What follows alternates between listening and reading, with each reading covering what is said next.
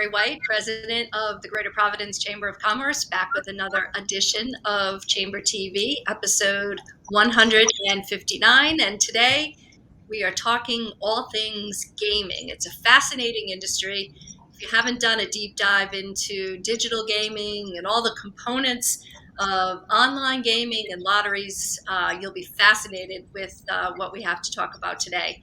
And we have two subject matter experts, global leaders in the field, actually. Please welcome Vin Sadusky, and Vin is CEO of IGT, and I'm also welcoming Bob Vincent, and Bob is chairperson of IGT Global Services with headquarters here in Providence, and also a member of the Greater Providence Chamber of Commerce Board of Directors. So Vince and Bob, hi, how are you today? Welcome. Doing great, Laurie. Thanks for having us. Fantastic. So let me just start by welcoming Vince. You are very familiar with Rhode Island. You've spent a lot of time in North Kingstown, lived there for a number of years, educated your kids in Rhode Island, and you are back now as the CEO of IGT, one of our most important companies here in Rhode Island. So I want to give you a chance to tell us what you've been up to and what you see sort of as the main themes under your tenure. What have you uncovered in the last few months that you have been leading this important company? Yeah, no. Thanks for the question, Laurie. So just by way of background, yes, we were very happy Rhode Island residents for a number of years when I ran a company by the name of Lynn Media. Just completely ironically, IGT, another amazing company headquartered here in Rhode Island. So my wife and I are back again, but this time as empty nesters. Our kids are grown adults, and they didn't come back with us. So this time we're kind of living and working in downtown Providence, and really enjoying it. In fact, my wife is a URI alumni, was a gymnast there, and had a great experience there. Yeah, I would say for me, coming to IGT was a very unique and special opportunity after spending the better part of my career in media. After Lynn Media, I then ran Media General, a company based out of Richmond that owned a bunch of television stations, and then Univision, the Spanish language broadcaster based in New York and Miami. So it was nice to get back to Rhode Island, running another company. But more importantly, was the IGT opportunity. So for me to get excited, to be honest, at this point in my career, it had to be an opportunity that was familiar and one that I believed had a terrific amount of upside. And IGT absolutely fits the bill. I've got great familiarity with the company from being on their board for more than a decade, and it was just really an opportunity to get involved at the operating level for the right reasons. Marco Sala, who has run the company for a number of years and who I think has done a terrific job, was moving up in their parent organization to oversee a portfolio of companies, of which IGT is one.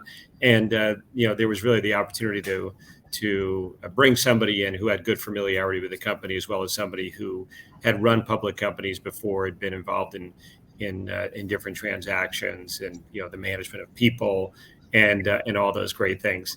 So the time that I've been here, there have been only truly pleasant surprises in terms of my original thesis, which was this is a really well-run company with incredible experts in the lottery business, in the gaming industry, as well as in digital. And my coming in, I believe that the lottery business, being a world leader in lottery, that's a wonderful business, and the company's got a great history of innovation and continues to really exemplify best in class when it comes to partnering up with states like Rhode Island to help drive responsible gaming and allow states to achieve their goals, whereas the vast majority of these funds go to good causes in each state. Gaming is a great business. Post-pandemic, it's just absolutely amazing how much people enjoy the activity of gaming. And if you follow the the casino business. Folks from local, regional operators from Foxwoods and Mohegan Sun all the way to Las Vegas Strip operators have experienced just a terrific turnaround after the kind of the darkest days of COVID shutdowns. It's been truly amazing, and them having good business is good for our business. And then on the digital side, that's really the growth opportunity for this business. Very similar to my old business of media, where the digital side was an opportunity for leaders that were very strong in content to be able to leverage that into today's more kind of modern way of going about your activity. So, as Europe and as states one by one legalize iCasino, our great team is involved in developing those games and offering those games up to our licensed customers, our operators that then make those available on their platform. So it's been truly a great, really first 90 days or so for me, and still figuring everything out. But the team has been absolutely terrific, and we've had, again, really reaffirming my view of really great leadership in the company, and it's been nice to actually physically interact and get together with people. When I first came, my first day here in the Providence office, there was,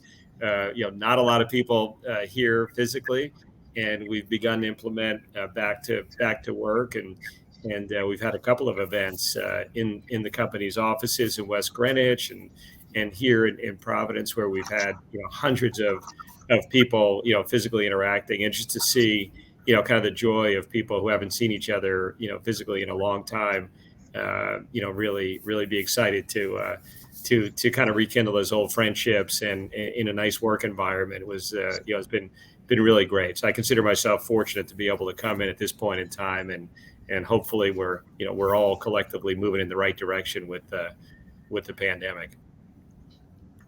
Thank you, Vince. You covered a lot of ground there.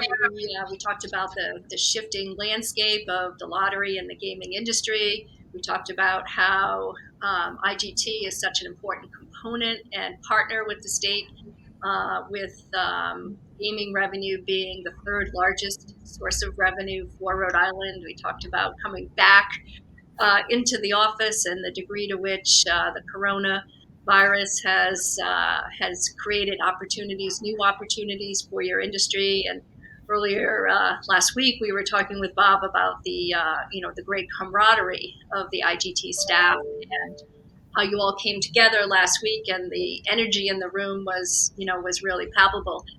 So, Bob, let me turn to you. And Vince has sketched an incredible vision and shown us really how the landscape has really changed. You, on the other side, have been with the company and with this industry for a very long time, and you've seen so much. And I imagine you have a very interesting perspective as to how things have really changed. So you've been with the industry for over 20 years, maybe more.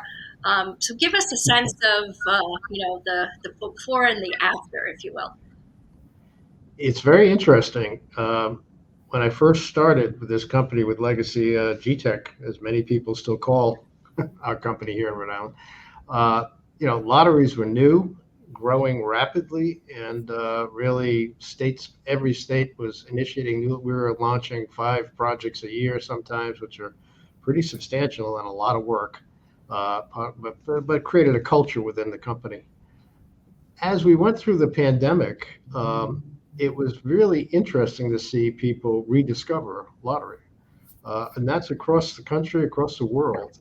And it really was fascinating to see there how much entertainment value they perceive in the product and how well they responded to it. So I think with all the changes that took place in gaming and in society in general, lottery wasn't the most exciting place to be. And now all of a sudden you're seeing tremendous growth rates.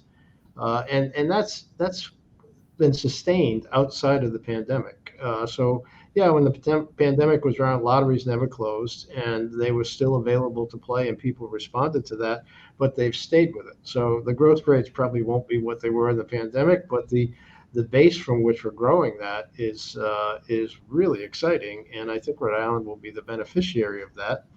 And of course, the gaming has come really in sophisticated and substantial ways in Rhode Island with Bally's and the facilities they have here. And it's always been fascinating to see. That started off long ago with just machines with poker and things like that at the racetracks. Now you have a world-class facility that's really competing in a very intense market with Wynn up in Boston, Foxwoods and Mohegan Sun, all high-quality competitors that really do a good job. But you see Bally's and the state enterprise here really holding its own, and that's been part of it. They've held their own throughout all of this with new competition coming in. So I think that's because they've adapted and grown. So now have table games and a better variety and diversity of options for players when they want to come in. And of course, digital, Rhode Island's always been a test bed for us. The lottery has always been willing to try new innovations and do stuff. So it's been a really great partnership in that regard. And you have the advent of sports betting and other forms, and you'll see iLottery coming about, and some states doing iGaming, which is, as Vince pointed out, that's the next growth area for us. But it's really interesting to see that the base product, the lottery product, has really responded well, and people like playing it. So before I switch back to Vince, if you would, Bob, just maybe enumerate what the major components of the gaming industry, your entry into the gaming industry is. So it started with lottery, and what are the other? Well, we started with lottery, and in many ways we define that category. We're one, we're a world leader in that, and we have a substantial market share. So our customers look at us for innovation, new games, and to keep that product fresh. We are partners in that industry, usually with state governments, licensed entities only. So that's an exciting area, and a lot of what we do here in Rhode Island. You have the gaming business where we merged with IGT, an iconic name in the machine gaming business and in the casino business, both in systems and in games. And if you walk through the floor, the dramatic difference between what floors used to be in casinos and what they are today, the technology is something else, and we've adopted that and have some of the best titles and best content that goes around. So we're very competitive and a leader in that industry. We've had some recent growth in it that I think people respond to games and respond to technology. So that's really well perceived. And we have a digital business that's really taking off. We made some announcements today of acquisitions. Vince may want to talk about that, but I think we see our portfolio there. At first, it was quite significant because we're able to port over IGT games and titles that players really want and like and enjoy playing. And now we're diversifying into third-party content, our own content as well. So that's been really an exciting growth area, and we're establishing leadership positions in that as well. Vince, tell us about the acquisitions that you are announcing today. And again, it all comes against this backdrop of the gaming industry expected to double in valuation in the next few years. Yeah, I think it's exciting when you step back from it and you look at the value proposition of IGT relative to other businesses and other industries. As Bob points out, the pandemic was a great test ground, right? I think during the pandemic, some companies had a really tough time. Most did. And then coming out of the pandemic, there was a different growth trajectory based upon the business that you were in. And for us, it's very fortunate that people, not only in the United States, but around the world, really enjoy, the activity of gaming. And we think that's something that's happened for a long, long time and will continue to happen. And for responsible, compliant companies like ourselves, it continues to be a really great opportunity. The most recent acquisition that we announced is significant because the company's really got terrific expertise in the land-based gaming area, and as Bob's pointed out, clear worldwide leader in lotteries. So we've done very little in the way of acquisitions in recent years because we envision ourselves an entrepreneurial company, and when we want to create new products and services, we have a tendency to do it organically with our people. In the area of iGaming, right? This is an activity that, as jurisdictions have opened in North America, as we've witnessed in Europe, people really enjoy it, and it only makes sense, right? Everybody's doing everything on these devices nowadays, and if you can, in your pastime, engage in real money wagering, that's pretty fun and a pretty exciting activity. And for us, we've been building out that expertise for many years, building the technology, building the expertise. The digital environment gaming experience is very different from the land-based gaming experience, but again, similar to my old industry of media, one thing is absolutely for certain, and that is the companies that have the best content in a traditional environment have a tendency to do really well in a digital environment. So our games, Wheel of Fortune, Wolfront Eclipse, all of our great games, we've migrated over to the digital platform and legal iGaming jurisdictions, and we've had leading market share in North America, which is really a great position from which to continue to be involved in this high growth business. And we've always said, look, if we can find companies in this particular area that could help to accelerate our capabilities in that area, and the area of iGaming is really one that's based upon great technology, great platform, and great content, we would do it. So today we announced the acquisition of iSoftBet, a company that's a digital first iGaming platform that's been involved for many years in this business. And after an exhaustive landscape review almost a year ago, we identified a few companies that we thought, if we could strike the right value deal with them, would be a great enhancement to our people and to our products and services. So we're really excited to have made that announcement today. And again, I think it's significant because IGT doesn't do a lot of this. We don't do a lot of acquisitions, but this particular company we thought was very special. Tell us a little bit more, Vince, about what iGaming entails. And is it strictly, a platform where a user would engage via their cell phone, or are there other aspects? And does it touch the sportsbook betting world, which again is really growing? Yeah, you've read so much about what's going on in the betting world as states have one by one legalized online sports gaming. Each legalization takes its own form and its own regulation, but nonetheless, it's pretty clear people really do enjoy wagering on games. It makes the games more fun and more engaging, and that's something that we participate in from a B2B perspective. So, we defined our mission early on as one that was based on our history in both gaming and lottery, where we are a B2B provider. Some of our competitors are in the social gaming space as well as making machines. So they've been involved in both the B2B space and the B2C space, but we've been very clear and direct that our games, our knowledge, our expertise is all going to be there to provide products and services to our casino customers, our licensed customers, our state lottery customers, and that's the space that we feel most comfortable in playing. So in the digital world, it is a combination of opportunities. The sports betting's gotten most of the press, as you'd expect. It's fun, and there's a lot more jurisdictions have legalized sports betting than have legalized iCasino so far. And we're one of the biggest and best providers of software and hardware solutions to our customer in the sports betting space, and then also on the iCasino space. So the experience for both of those, you wouldn't see IGT directly interfacing with customers.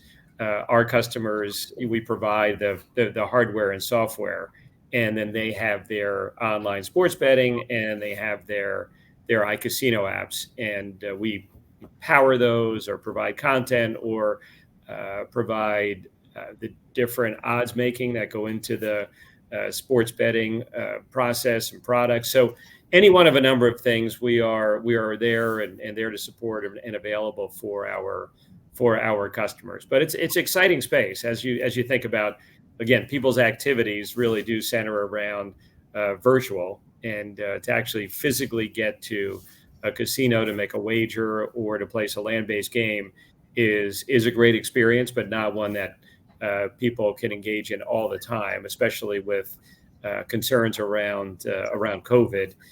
And so I think this is a space that will continue to grow. People will continue to enjoy, and it's great to have incremental expertise now in that area with some great people we're bringing over from iSoftBet. So I think what you're describing, Vince, is that you're building on the existing IGT template, whereby IGT really touches on every aspect of the value chain in lottery. So you're explaining a scenario where you're taking that expertise all along the way, the back end, and potentially content on the front end, and bringing it to the iGaming platform, if you will. Yeah, that's correct. I think that's a great way to summarize it, Laurie. We're an end-to-end provider in land-based gaming and lotteries, systems, the content, the games themselves, everything and anything that our customers are interested in. We can provide those with first-class products and services. And on the digital front, that is absolutely our goal as well, is to be able to provide them games if that's what they're interested in, or the full platform if that's what they're interested in as well. And again, we've had some really good success out of the gate, being the North American market supplier share leader in iCasino and tops in sports betting hardware and software. And we've got the confidence that we've built up the expertise, and we can continue to experience a high growth environment in this area. And that's a big reason for the acquisition. Going back to you, Bob, we've talked about the growth of the company. We've also talked about the important revenue stream that IGT provides to the state. So let's unpack that a little bit more and talk about how an expanding IGT and all of its programs and all of its platforms, in fact, benefits the average Rhode Islander. Yeah, I think that the growth that Vince described and the areas we're getting into, we try to leverage some of the existing talent we have. We're constantly looking for new talents, particularly in this marketplace. And that's caught, we really have good relationships and are building stronger relationships with the local universities.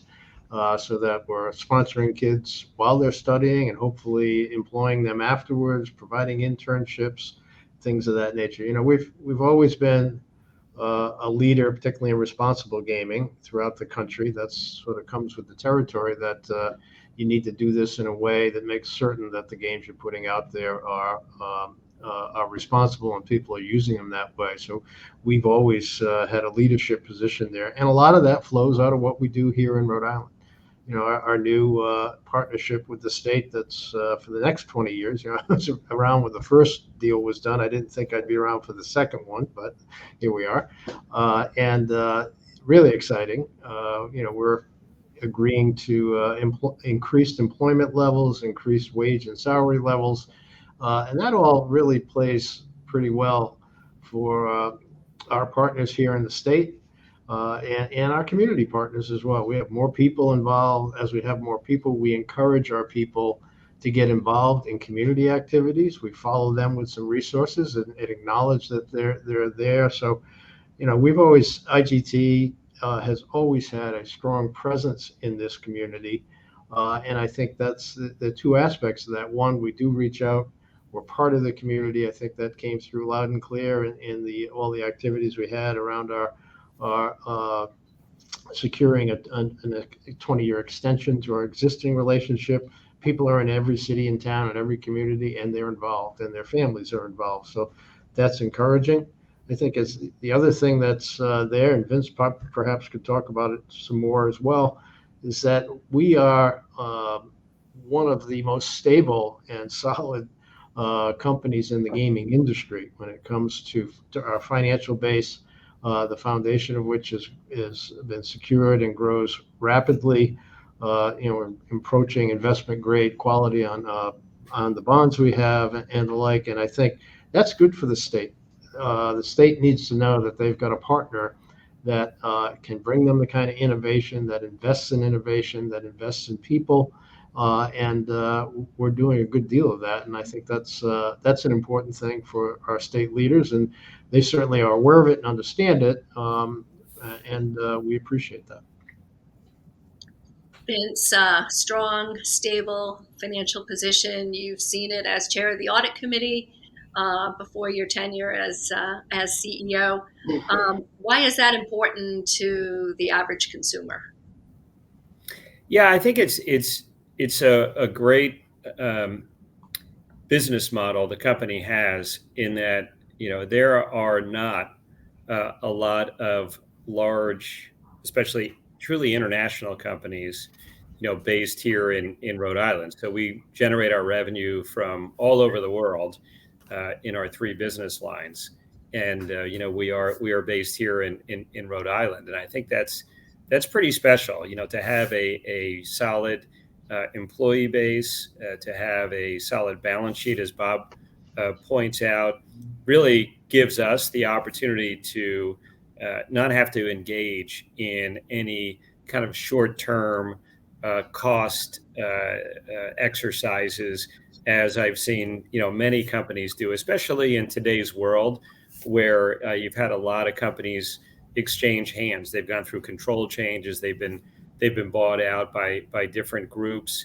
and oftentimes part of that model is to put more debt on the company in order to generate returns, and that's all fine and well as long as everything goes swimmingly going forward on the operation and the business. Well, reality is, if you've been in business long enough, nothing ever goes according to plan, both on the positive and the negative side. So to Bob's point, we've worked very, very hard. And yes, being part of the board team that spent a lot of time on the company's finances, I've really observed firsthand how much work the company put into making sure that its debt load was down and was amongst the lowest in the industry, vis-a-vis its profitability, and that's included not only focus on the operations, on driving the top line growth, on also efficiencies around the operating side of the business, but the company is also engaged in sales of its business that it deemed to be really not core to its three areas of business, including recently announcing the sale of its Italian payments business, which further will help to delever the company. So I think that's really important for a company, because it can, in good times and bad times, up economies, down economies, continue to act rationally, continue to invest back in its people so that they have a great experience, and also, of course, continue to invest in R&D, when at its core, one of the reasons IGT has done so well is it's invested back into developing great products and services around lottery and digital and gaming. So I think it's a very important piece of a company's financial model, and we're really happy to be in that position. You mentioned having great people, so let's talk about the universal employer conundrum of today, the ability to attract and retain qualified workers, dealing with the great resignation, if you will, people wanting, needing alternative lifestyles. What is the IGT answer to this, and what have you observed? Yeah, it's a crazy time right now. It's very, very interesting time. We had all companies who are in an area where their products and services are desirable have come out of this COVID period with pent-up demand, and we are absolutely one of them. So it's an amazing time in the company's history. We've got terrific demand for our products and services, but we struggle to fulfill those orders, on the gaming side in particular. On the lottery side, we've really got it down. We've been able to function at increased levels of play around the world, no problem throughout the pandemic, which really tested systems and services, and we're in great shape there. The gaming business is different. That's a business of manufacturing, by and large, and we've been subject to all the logistical issues associated with shipping and component parts. And in terms of our people, it's just been remarkable how long tenured and how experienced the majority of our workforce is, whether it's people that are assembling our gaming machines out in Reno, to the folks that are very involved in the administration of lotteries around the world here in Rhode Island. It's a truly, really amazing team, and I think they continue to be, I think, challenged by the work and enjoy the work and have a real connection to the company, which is great. A couple of initiatives. I'd like to get people back into the office. I just feel like, not so much for experienced team members, but really for folks that are newer to the organization. It's very difficult to develop a real culture when you're doing it virtually, and a lot of that has to do with just people interactions. And I believe strongly in that. So we've gone to like so many companies, a hybrid work model where managers are working with their teams and deciding which are the days of the week when the teams will be working together in the office, and essentially get the best of both worlds, get the freedom and flexibility of being able to work from home that has been proven over the last several years to be effective, but also get that intangible benefit of working together as a productive team that you can't get to the same value that through a computer screen. And then as far as our people go, in terms of hiring, we are in the hiring business. Times are very good. Demand is up, and play on the lottery side is up, and we're investing in our digital products and services, not only in iGaming, but also in iLottery as well.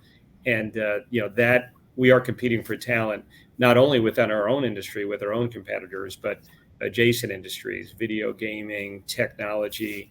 And, these areas are difficult. So we believe that we've got to continue to create just a great environment for people to work in, including career pathing and all of the really kind of modern and techniques and opportunities for people to have a really great, enjoyable experience and believe that they've got a nice future here, so that they will stay longer and feel like they're part of a valuable organization and a valuable team that's doing good quality work. And so that's something we are very focused on now in this competitive environment for key talent. A lot of the discussions that we've been having, Vince, with some of the major employers in Rhode Island revolve around, some of the challenges, frankly, of getting qualified, skilled employees to come and work in the business. And what we're hearing a lot of is employees saying, okay, well, maybe I want to come, work for you, but I want to understand what you are all about as a corporate citizen. I want to know what your ESG goals are, as an example. Do you see that? Do you find that in your recruiting practices, that this kind of discussion is very prevalent? And how do you respond to that? Yeah, I think the same way that every individual is unique, they all have different priorities in terms of evaluating opportunities and which company they'd like to go and work for. Some it's around, if you're a tech person, oftentimes it's around the platform, and the ease in which you can interface in the development of our products and services. It's the ability to do work with really interesting and qualified collaborators. And we have studios all over the world where we have people participating in these teams, developing games, developing constantly new creative lottery concepts. So I think a lot of that is a big part, at least of the tech and creative side of the folks that we've got in our organization and are continuing to look to bring in. Then overall, I think people would prefer to work for a company that is really an active, I think, corporate citizen. And I give our team a ton of credit. We were before it became fashionable. The company had spent a real focused effort and a lot of time on ESG. To the point now where we actually have had several iterations where we've reached out to investor groups, very large funds that buy public company stock, and we've gotten a lot of recognition for that. And in fact, several have said, "Wow, you and your team are further along than many." And I think a lot of that also comes from our worldwide operations and the fact that we're very focused on Europe as well as North America, and you would argue that North America is further along in ESG requirements for its public companies than the U.S. is. So I think we check a lot of boxes when prospects are evaluating IGT versus other employment opportunities. Bob, you have been overseeing IGT's ESG goals for quite some time. What is your perspective on the receptivity of individuals who might be looking to work at IGT, and also some of your investors and other financial partners? Yeah, I think Vince spoke to the investment community, but I think with employees and potential employees, they have so many options these days. But when they look at us, we are one of the things that is very attractive, and I think speaks to the character and culture of the company, is our diversity and inclusion efforts have been around for quite some time. We're a leader in that space. Have been a leader here locally, where our folks are off working with other companies that are engaged in that, and sometimes counseling and guiding them through. But when employees see that and understand that they can come to work as their true self and be accepted and be productive here. We have a number of diversity and inclusion groups, from veterans to all the kinds of activities you might envision, but it's real, and we've invested in it for some time now, and that's made a difference in the minds of people that this company cares about that, and I think we know from a business perspective the benefit of diversity and inclusion. Diversified companies with their workforces, they do better. And we understand that, but it takes a lot of work, and we've engaged in the work here. And I think the employees, it probably enthuses them as much as anything. Aside from the fact that they like the work they're doing and all of that, they really enjoy being in a company that cares about this. And I think that's also true on the environmental side. As Vince mentioned, we've been putting out sustainability reports now for, I want to say, over 10 years at least. And it really did emanate out of our Italian operations, where it was something that was required in that marketplace. And we grew it from there to the point now where we have our customers around the world, but certainly in North America, asking us to see it and understand it. And in some cases, we're helping guide our customers as they go off and create their own. So I think that's, when Vince talks about the culture of the company, bringing people back together is really important. Bringing them back together in interesting ways that they can relate to the company better through our diversity and inclusion programs, I think has been really something that's given us a bit of a competitive edge as we reach out to employees, but also makes the employees who are here have great pride in the company. We've done some employee survey work, as most companies do, and the marks we're getting from people are historically high at this point in time. And they mention things like diversity, inclusion, our commitment to the communities in which we work. So a lot more work to be done. We're not there yet, but we're certain our focus on that is paying off dividends.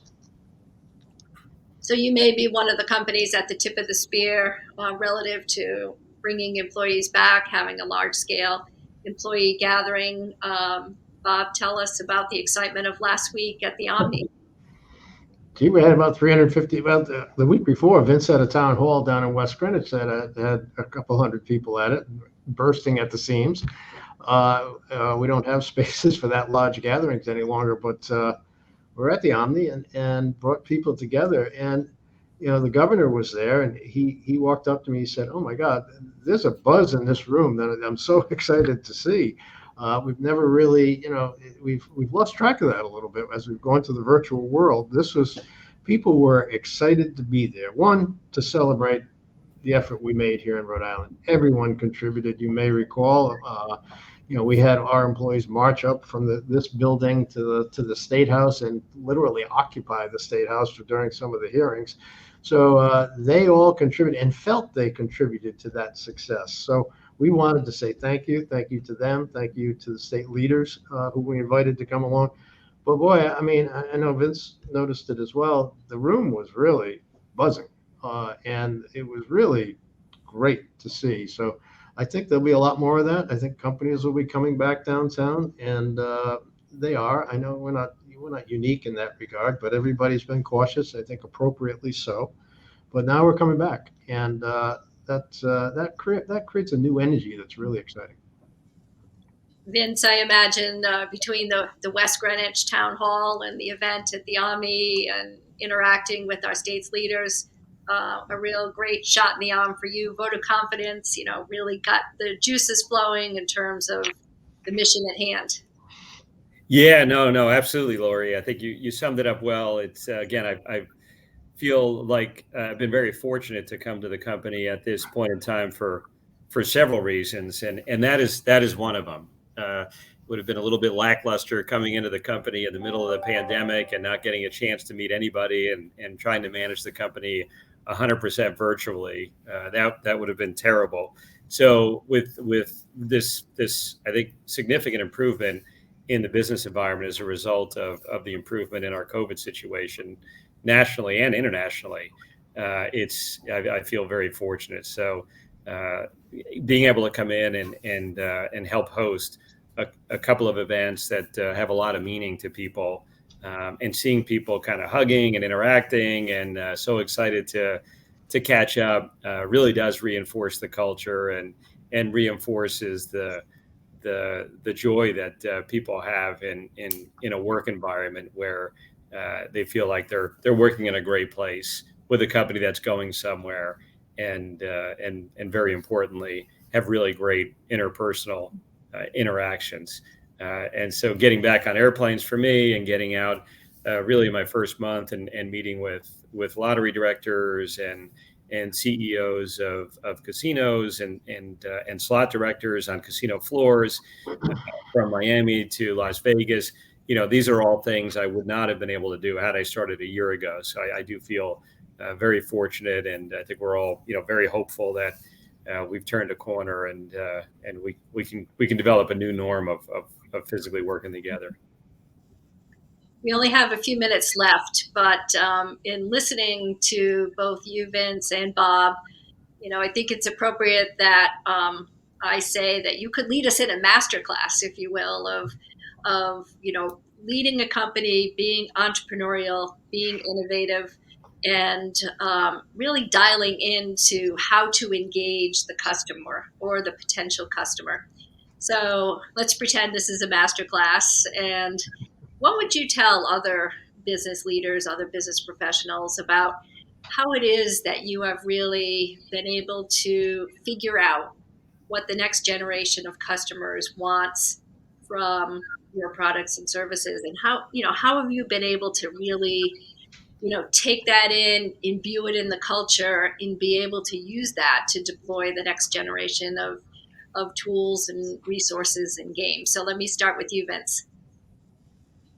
Yeah, it's a great question. I don't know about a master's class, and I know that anyone leading an organization will have their own strong views about, of course, based on their experiences of how they run their business and how they innovate. But yeah, we just all know that first and foremost, any industry you're in, you have to recognize that we're clearly in the digital age, which when you say that now almost sounds really, really basic because everyone knows that, but you have to start with that premise, and then from there, I think there's a waterfall effect of how does that flow down to your products and services? How much R&D do you invest in new stuff versus improving your proven products and services? How much do you invest in research to try to develop products and services based upon trends of where people are going? And how do you, I think most importantly, how do you define success of the investment in your R&D dollars? So when you're in the business of providing services and products and services, and you're investing in R&D, of course, every company looks to get the most out of that R&D to maximize their success. And in my old business of media, there was a lot of failure before you'd get to a level of success. But if you had great people and you had a great process and you invested in research and you had constant feedback loops and all those things, it improved your chances for success. And I think for IGT, one of the reasons we've had, I think, such a good track record in gaming and lottery, and now have been able to build a successful digital business, is we have this very, very large view of the world by providing these products and services from, Las Vegas to Singapore, from, Australia to the UK. And the right, I think, process of pulling all this information together in this data and constantly looking at it with a view towards product development. I think that's been a big part of our roadmap as to how we accomplish the goal of being contemporary and not only satisfying our need to be digital, which is very, very clear, and we're blessed that we've got a very deep library of both lottery and land-based gaming concepts that are amongst the world's most recognized. But also, I think there's the focus on making your existing products and services better. So when you think about lottery, the interaction experience that people have with kiosks now in a digital world, and even in some jurisdictions where you can interact with lottery digitally through your phone, right down to physical scratch and win games, the look and feel of which is miles ahead of the scratch and win look and feel of years ago. And also on the land-based gaming side, if you walk into a slot floor of a casino that's spent a lot in capital expenditures and has all of our latest games and our competitors' latest games, the look and feel of high definition screens, and bar toppers and all of the stuff that modernizes and makes the games even more exciting in today's world.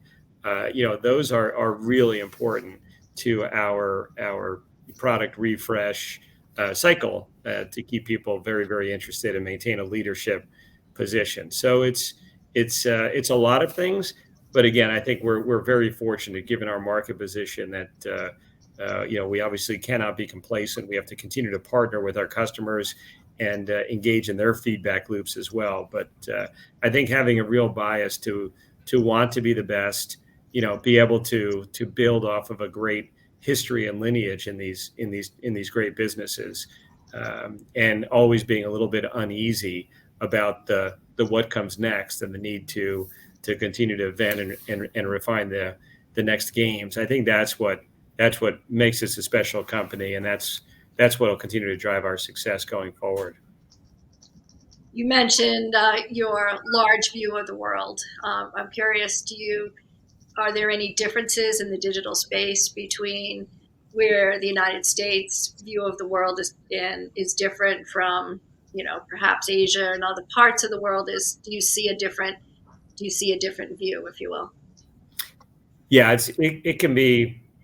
Again, you start from the premise of people around the world enjoy gaming, and and having companies that are responsible gaming companies partnered up with jurisdictions like that makes a lot of sense.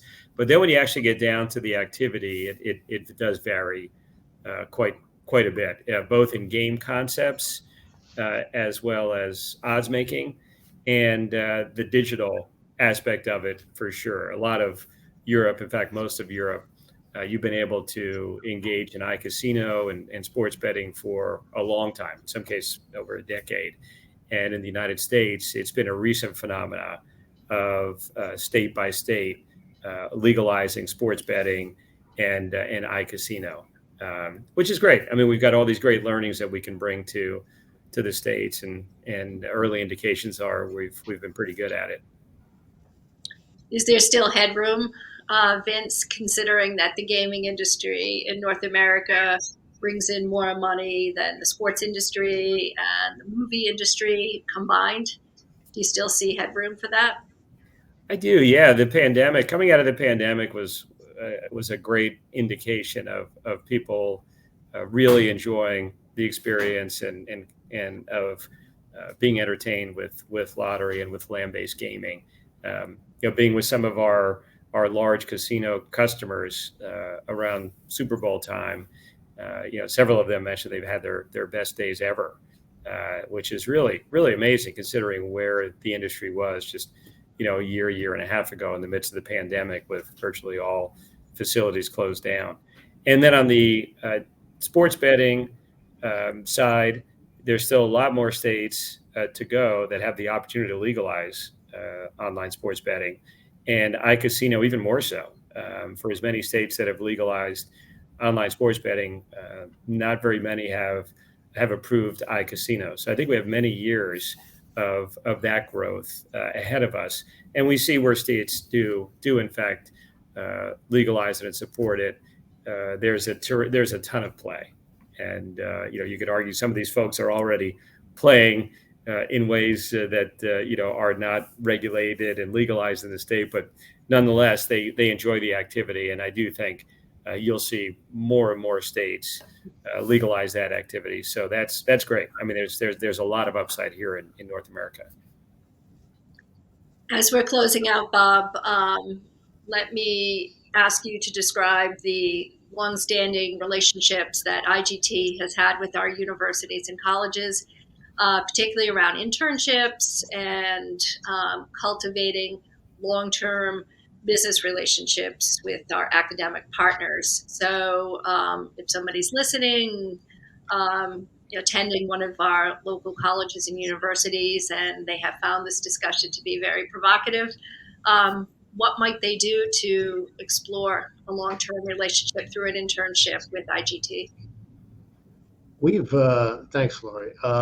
We've had a very strong and growing relationship with the local university community, but also with the local education systems. We've been very active in many of the communities in which we serve, particularly in Rhode Island, and doing after-school advantage programs. We're bringing computer technology to kids in community centers and the like, and they may not have that at home, so it's a great benefit to them. And then we bring that up to the university level, where our People in Transformation organization, our traditional HR function, is very active with most of the university communities.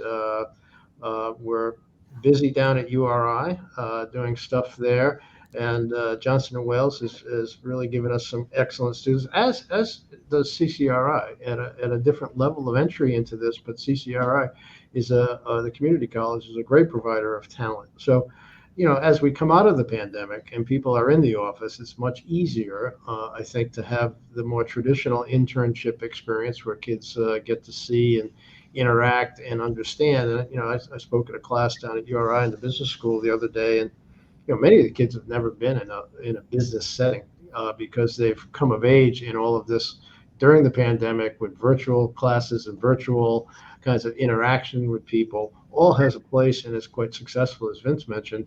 But now I think you have that opportunity to get back into more of the traditional internships, and we certainly believe in that. Our HR group is focused on it. And I think, we're going to do more and more to support that activity because, frankly, as Vince mentioned, we're in the hiring business right now.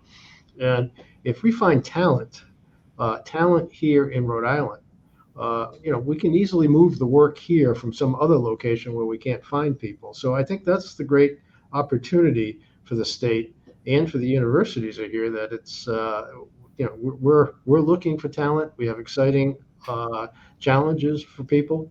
And as Vince mentioned, some of it's really cutting edge technology stuff. Many people look at lottery and think, oh, that may not be the most exciting thing until they get involved in it and understand the innovation and the technology that's there. I mean, our customers, as we look at the future and look what they rely on us for, it's the relationship that they have with us and the trust they have in us that will get them through it. When something new is coming along, we'll be there. We've invested in it. We've done the kind of things that will help them take advantage of new opportunities. That's an exciting place for a new, someone just coming out of college. Good place to be. Could you point people to your hiring and internship portal? Oh yeah, I'm sorry. Yeah, on the website. I mean, you could send any of us a note, but on the website, you'll see that there are ways to involve with that. And I think if you go to your career counseling people at the universities, or even most of the universities now have experiential learning activities, and we can be contacted that way. Vince, to close us out of this fascinating masterclass, what would you like to leave us with in terms of ideas that could challenge us all as we think about returning to work, returning to the office, post-COVID, the pandemic, engaging our customers and our employees? So lead us out in true masterclass fashion. Well, that's a lot of pressure, Laurie. You're up for it, I can tell.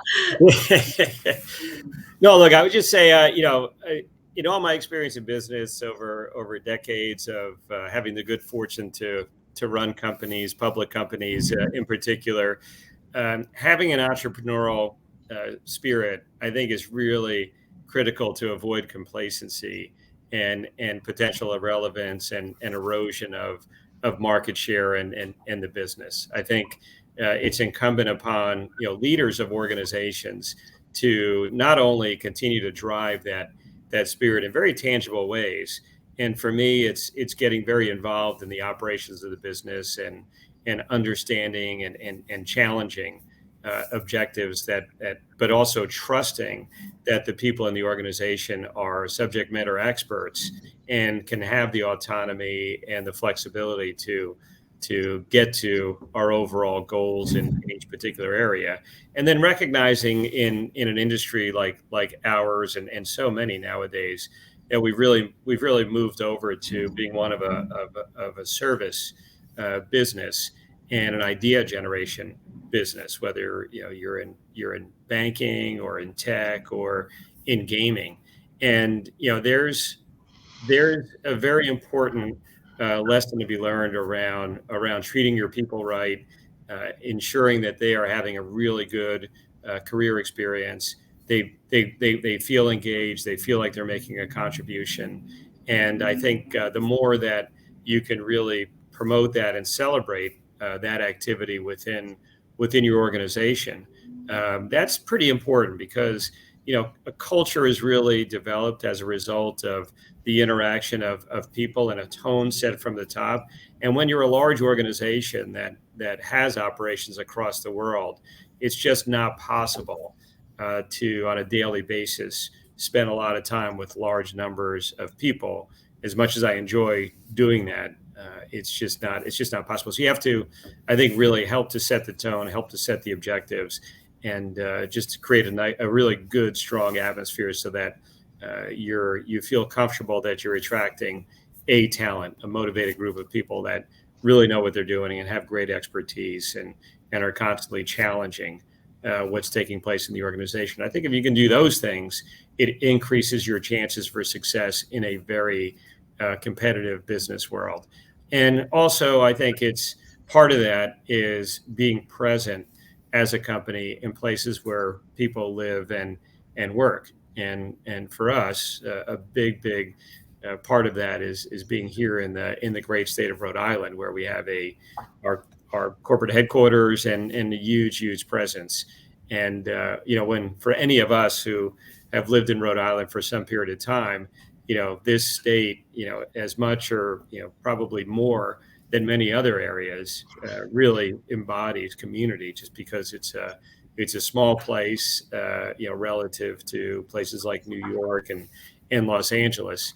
And I lived here long enough to know there are a lot of connections where people know a lot of people in the community, and that's really I think a wonderful thing, to be able to have pride in your business and be able to interact and feel like as an individual you're part of an important business community.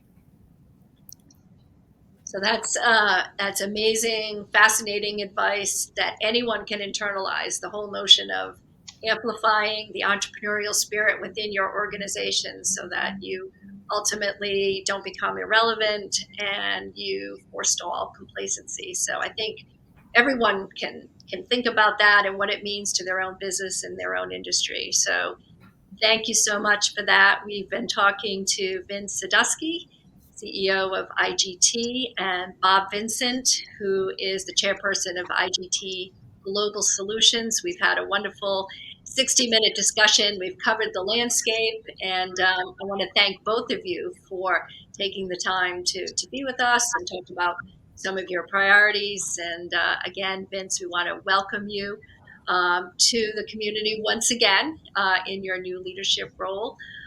So I trust that we'll see you both soon. For sure. Okay. In person. In person. Okay. Fantastic. So that's all we have for you today. Again, Laurie White with the Greater Providence Chamber of Commerce, episode number 159 of Chamber TV. We will see you next time. Thanks.